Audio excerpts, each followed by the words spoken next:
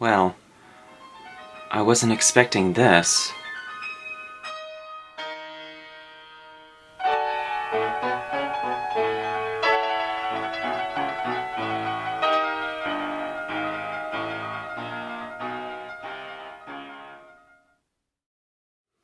Hello fellow Aussians, I'm the Louisiana Quadling, and welcome to my channel. Today, we're going to be looking at the second doll released in Robert Tonner's Wizard of Oz collection, and that is Glinda. But before we talk about Glinda, if you are a fan of Oz just like me, make sure to hit that little red OZ at the bottom of the screen and subscribe for more Oz content. I post new videos on the 15th and last day of each month. Glinda was released by the Tonner Doll Company in 1995 and was a limited edition of 150 worldwide. She originally retailed for $750 US.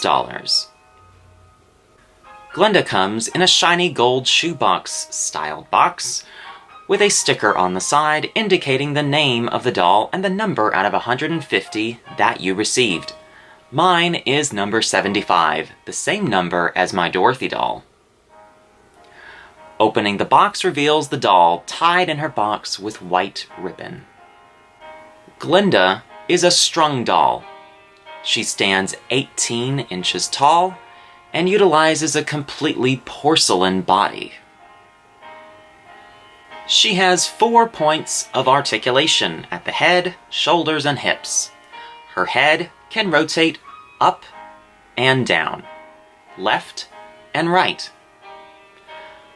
Her head can completely rotate around the neck joint. Her arms can move up and down. They cannot move away from the body. Lastly are her hip joints. She's having slight problems moving because of the layers of the dress that are restricting her hips. Her face features forward-glancing blue eyes, rouge on her cheeks, and red lips. On top of her head is a blonde wig. Glinda's outfit features several layers. She wears a peach-colored satin dress.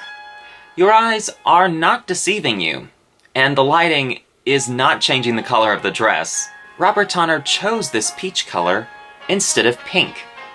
In changing the color, the outfit doesn't look as garish. It looks softer. 2 layers of tulle cover the dress, with a white satin underskirt and a tulle underskirt underneath that. She wears nude pantyhose with peach-colored suede shoes. Her dress and underskirts are secured in the back with metal snaps. On Glinda's left wrist is the hang tag.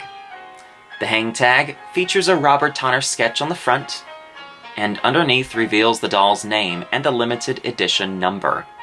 As I said before, this is number 75 of 150. All of Robert Tonner's porcelain dolls during this period were also hand-signed by Tonner himself. Here is the signature on Glinda's back. Glinda's accessories include her crown, her necklace, and her wand. The necklace and wand are made out of metal. Glinda can't hold the wand very well. I have not displayed my doll with the wand at all.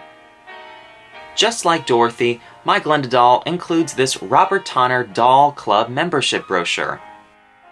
I know you're probably wondering about that damaged doll that I showed at the beginning of the video. She is actually a second doll. This is number 91. I purchased her and Dorothy from a doll store earlier this year. Both of them had matching numbers. And when they arrived, Glinda, unfortunately, came completely cracked open. If you are going to purchase one of these dolls from anyone, make sure that they are properly packaged when they are shipped, because you could end up with a doll like this one. Now, why would I want to purchase this doll again? Back when the Tonner Doll Company was around, I was asked to write an article about Tonner's Wizard of Oz dolls. As part of the article, I got to interview Robert Tonner and asked him various questions about how he made his dolls and, more specifically, why he stopped numbering his dolls.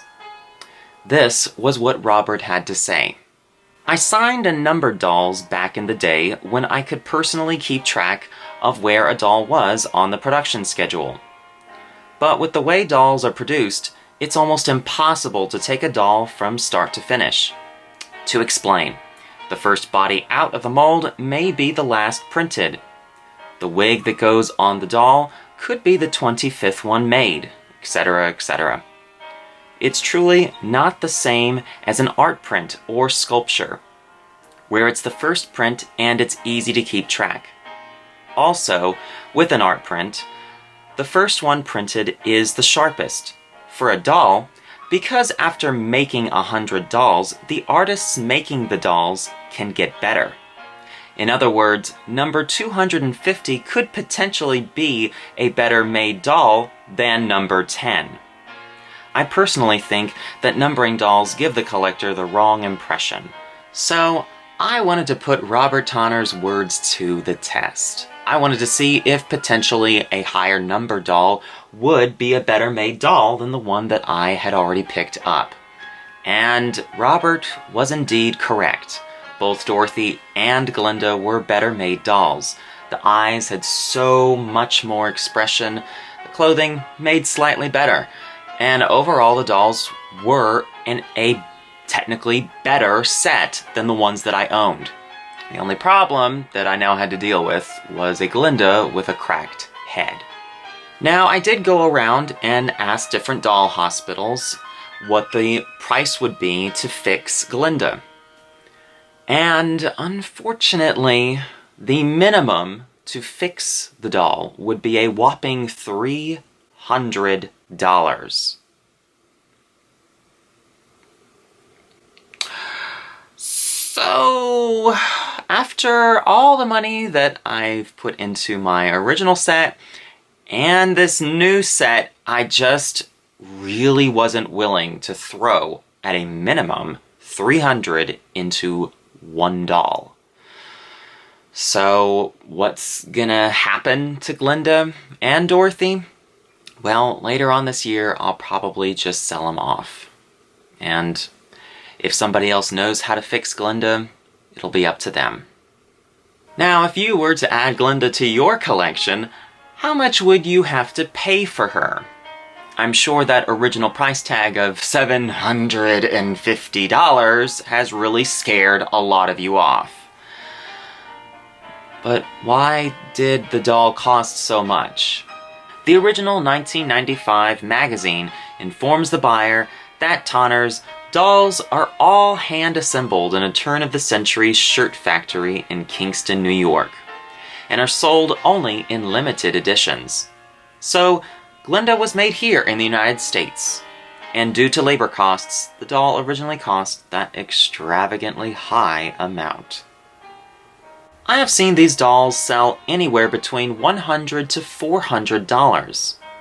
I've not really seen an average price. This doll is a little bit rarer than Dorothy. So that's why I'm giving you a range.